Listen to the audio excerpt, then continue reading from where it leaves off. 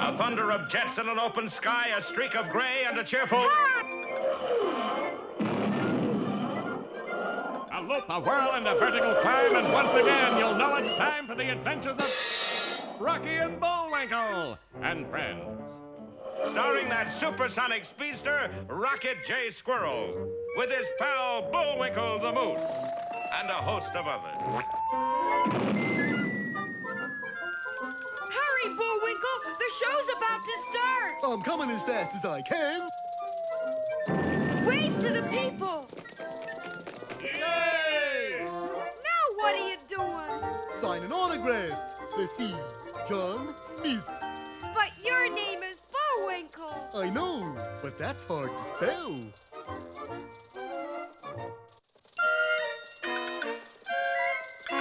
We're gonna have a lot of fun. Come on and join us. Sure, there's always room for one more.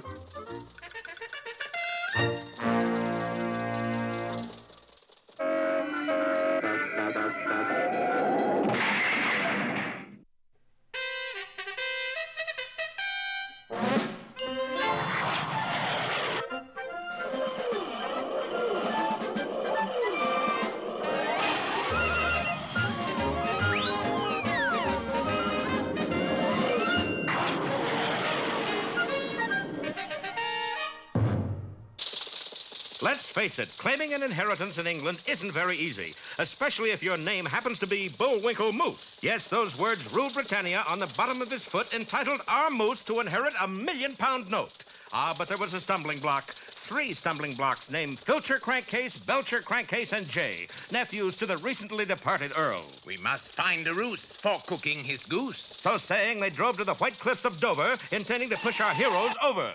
What'd everybody do, get rhyming dictionaries for Christmas? Luckily, the cab was no pushover, and in the ensuing mix-up, it was the nephews who took the plunge, not Rocky and Bullwinkle.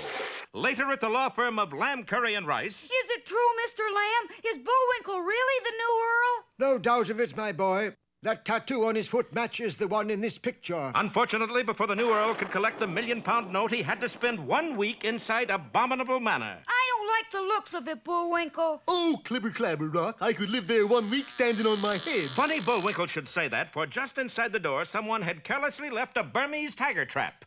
And when Bullwinkle stepped inside, he really put his foot in it.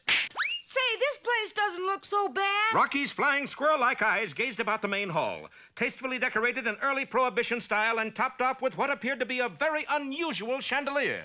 Bullwinkle, what are you doing up there? You heard the man. I'm a very unusual chandelier. This is no time for fooling around. Come on down. Wait a minute, I'll light up for you. And even though the rope broke, Bullwinkle kept his promise. He lit on his head. I hate episodes like this, even though I get the money later, which I probably won't. Exploration of the rest of the manor eventually took them to the 2nd floor and a sinister door. I wonder what's in there. Yeah, it's probably just a broom closet. Rocky was only half right. Actually, it was a spear gun closet, and one of them was set up so that whoever opened the door would get it right between the eyes. Like most closets, though, this one, too, had a sticky door. Forget it. I can't, Rock. It's become a kind of fetish with me. Come on, door. Open. Being as strong as a moose, Bullwinkle managed to rip the door right off its hinges. Hokey smoke! A spear just shot over my head. Turning around, Rocky gasped at what he saw, for there, pinned to the wall, was the spear, embedded in the head of a moose. Bullwinkle! It does look like me, doesn't it? Oh, my gosh. For a minute, I thought that moose head was you. Well, how do we know it is until we check? The car wash failed, the Burmese tiger trap failed. So did the spear gun. But this won't. The moose will pick up the phone, I'll plug in this connection, and 11 million volts will go through him. I think somebody's out to get you, Bullwinkle. Let's phone Scotland Yard. Let's phone the police first. And Bullwinkle headed for the nearest phone, not knowing that it was connected to a diabolical switchboard in the cellar. Hello, operator. Give me the police. There he is now. Ready? Here we go. But although the connection was made, nothing happened. It's no wonder you forgot to plug this in. That's when the short short-circuited. Big Joe is going tonight. Operator, never mind the police. Let me speak to the governor. Would you mind getting off the phone, please? What are you going to do, Filcher? We're through playing around. The only way to get rid of the moose is to call in a professional. You mean? Yes, the exterminator. Well, it looks as though the situation is getting worse. Who or what is the exterminator? We'll find out next time in episode 120 or 123.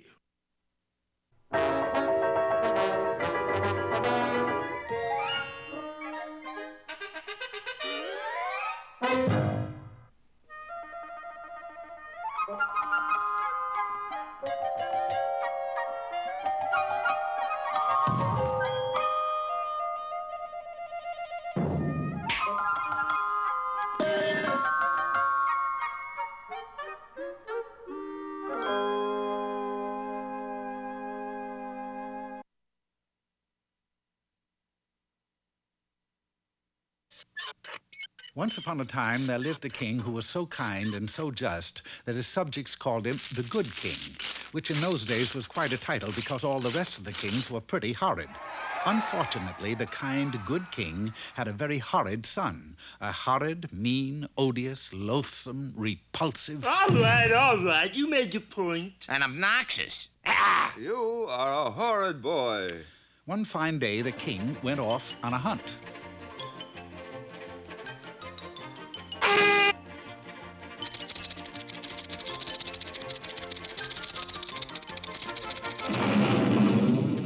I was just testing you, good, kind king, to see if what I heard was true. I just couldn't believe there could be a king that good. So as you've probably guessed... I get 3 wishes. No, we've had to cut down a little. You know, what with the inflation and everything. You get 1 wish. Oh, but in every fairy story I've ever read, people get 3 wishes. Listen, Daddy-O, I'm not going to stand here and bargain. If you don't want the 1 wish, there are plenty of I'll take it. As you probably know, I have one of the nastiest kids in the kingdom. He is the most odious, loathsome, repulsive... What's his name? Darling, Prince Darling. And what I'd like you to do is straighten him out. You know, the fairy godmother bit. The good king was quite satisfied with his wish and soon afterward died, a happy man, free of the guilty feeling that when he was gone, there would be nobody to run the business. I'm your fairy godmother, you horrid boy. And your father's last wish was that I make something out of you. When you wear this ring, you'll know when you're bad, for you'll receive a prick on your finger. And my finger shall receive the same prick, for in that way, I shall know when you're bad. Yow! Ooh.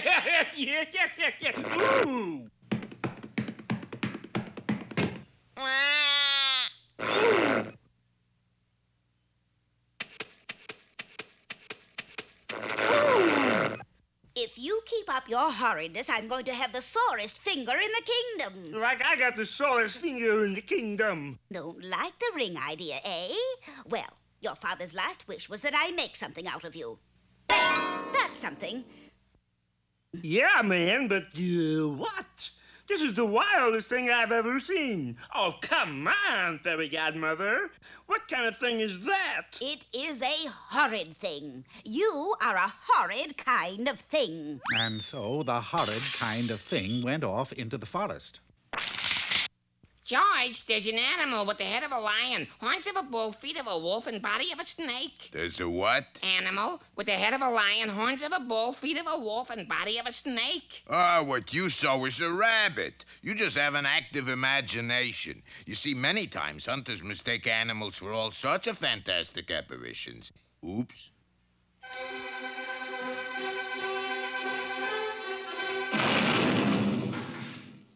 Any luck? We caught a big rabbit, didn't we, George? It is the heaviest rabbit I ever carried. Langston, I got a confession to make. We ain't got no rabbit in that sack. Then what is it, George? Langston, what we got in that bag is a mean, odious, loathsome, repulsive, obnoxious, horrid kind of thing. If it ain't a rabbit, then what are we carrying it for, George? What we've got is the abominable snowman. George. And we'll sell him to the Royal Zoo and make a bundle. George. What is it? The big rabbit is gone. Prince Darling wandered aimlessly for many days in the forest, dodging hunters, until finally... Look at you! Look at you! You got a face like a lion, body like a snake. When you move your wolf's feet, all you do is shake. I hate you, better than I hate myself. You're nasty kind of ring-a-ding, lonesome horror kind of thing. Blues. I'm Celia the shepherdess tending my flock, and I don't hate you. I really think you're a prince in disguise, and if I'm kind to you, you will change back to your former handsome self and carry me off to be your queen. How's that again? I wonder what the antidote is to this magic. Who cast the spell on you, lover? Some fairy, for being a horrid person. But I've learned my lesson. It's Straitsville from here on in. You and me, baby, the vine-covered castle. All we have to do, is find a way to change me back. Well, have you tried the buttons down the front? I am my old darling self again. So Prince Darling and Celia were married. A double ring ceremony. Prince Darling and Celia were just as kind and just to their subjects as the good king had been before them. For you see, if they ever had a mean or horrid thought... I knew that ring idea was a good one.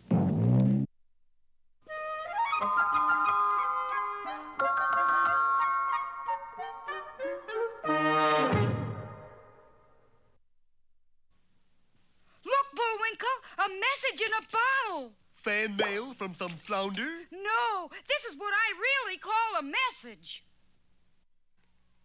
And now, here's that man who can save you money in 1,000 ways, Mr. Know-It-All. Thank you, and hello, cheapskates everywhere. Today we take up the problem of buying a used car. The important thing is to buy only the used car you know is right for you. So naturally, the salesman must be honest. Hey, sport, got a little sweetheart here for you. Like him, for instance. You know an honest face like that couldn't steer you wrong. So, the first thing you do is kick the tire. That shows him you know what you're doing. You pay for all damages. Just sign contract. Well, I suppose it's the right thing to do.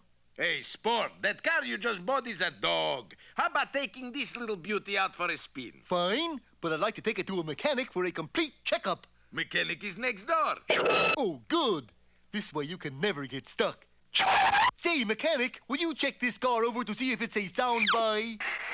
Car is in perfect order. Just sign online here. Here? Look, sport, no motor. You need this little baby here. Hop in and take for spin. Well, only for a... Yes, officer, car is stolen. But we will not prosecute if Moose pays only $4,300 for little gem. Do I sign here? Yes, but better first practice on this. I thought you said buy only the car you want. Now you own 31 cars. I do? What'll you do now? What else? Look like a little old lady from Pasadena.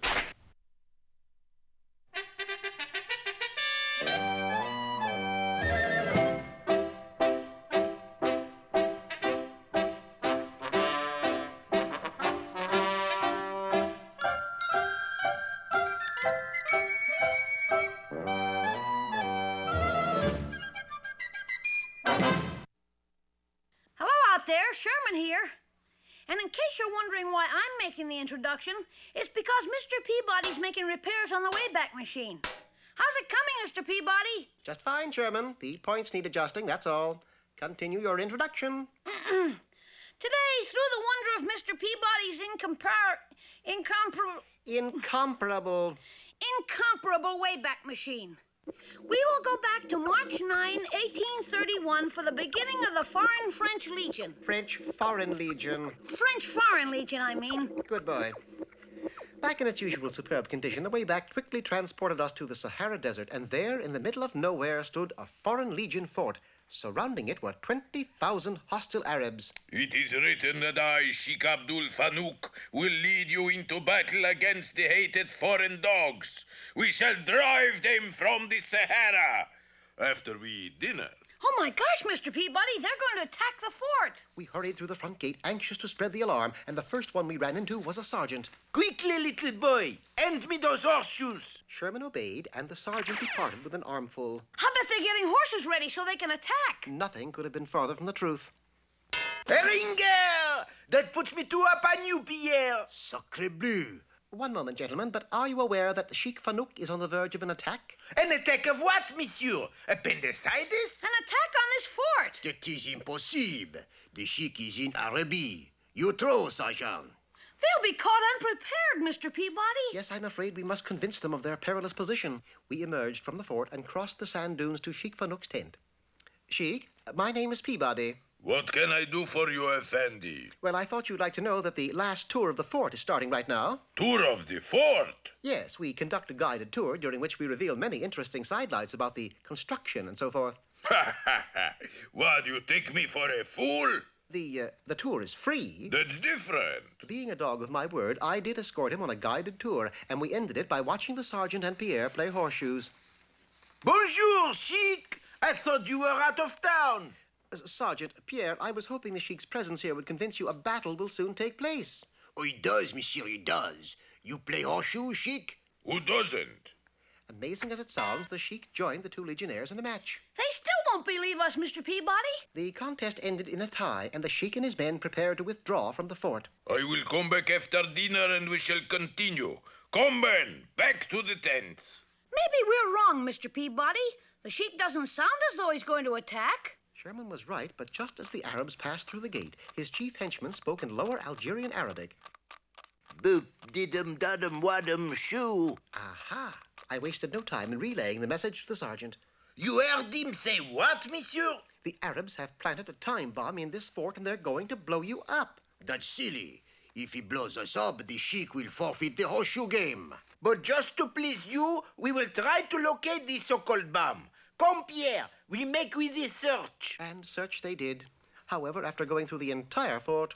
There is no bomb on these premises. Pierre is right. Then will you explain why your flag has suddenly sagged to half-mast? It is an omen. Quick, monsieur, help us locate the bomb. But they've already looked everywhere, Mr. Peabody. Not everywhere, Sherman. Sergeant, what time do you have? It's 1:45 explosion. What? Yes, the ingenious Arabs had constructed a bomb in the form of a watch and had given it to the sergeant as a going-away gift. You mean this is a bomb? Precisely. And I think it would be apropos in this case if we returned it to the givers. So saying, I threw the timepiece in a northerly direction. The Arabs are 200 yards away. It would be impossible to hit them from here. Not for Mr. Peabody. He's an all-American. And so the Arab quietly folded his tent and stole away. There they go again, more horseshoes. Is that all they ever do? Oh, no. Sometimes they are forced to seek cover because of sandstorms. Ooh, here comes one now. It has an odd aroma, doesn't it, Sherman? I'll say. It doesn't smell like regular Legion air. Well, of course, Sherman. It's foreign Legion air. Get it? Legion air?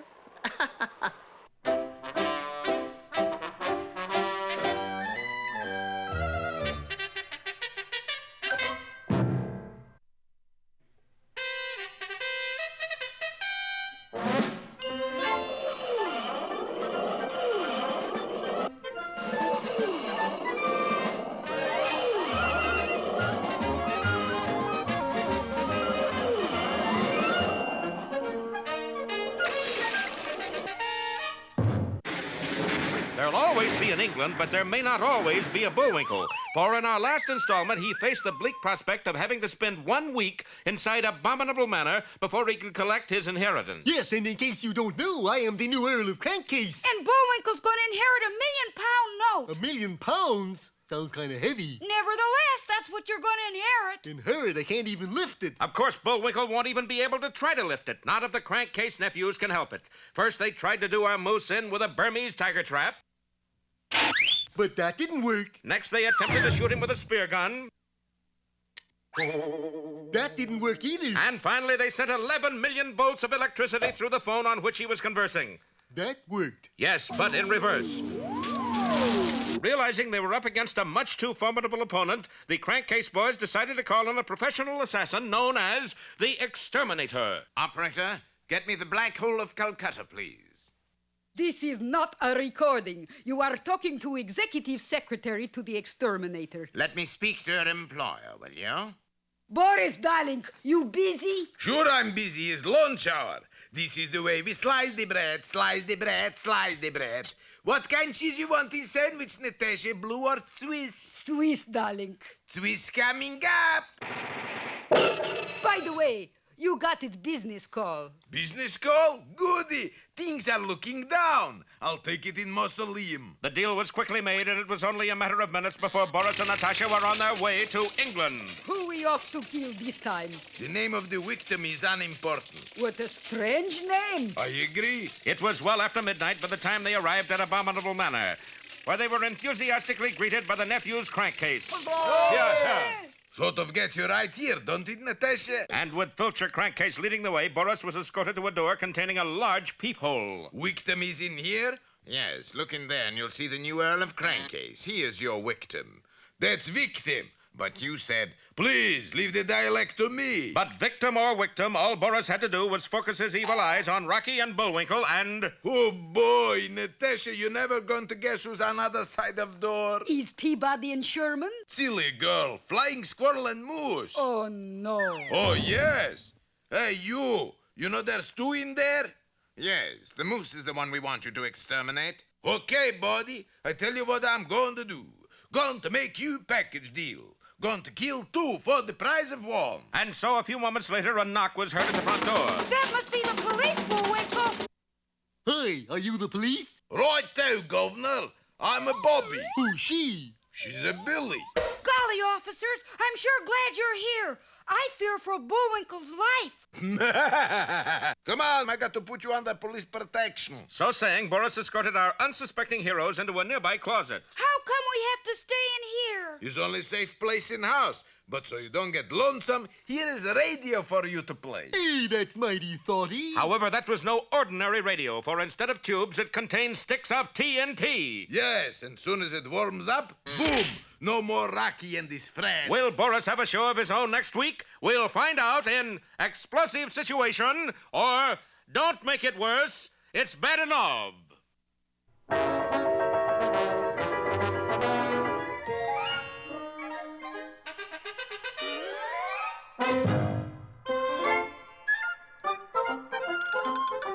Well, it looks as if our time is just about run out.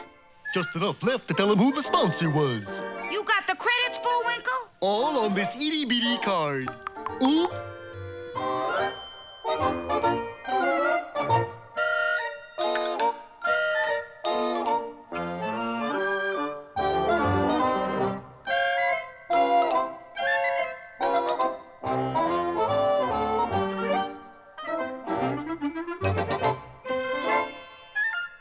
We're late again, Bullwinkle. Right. Bye now. See you next time.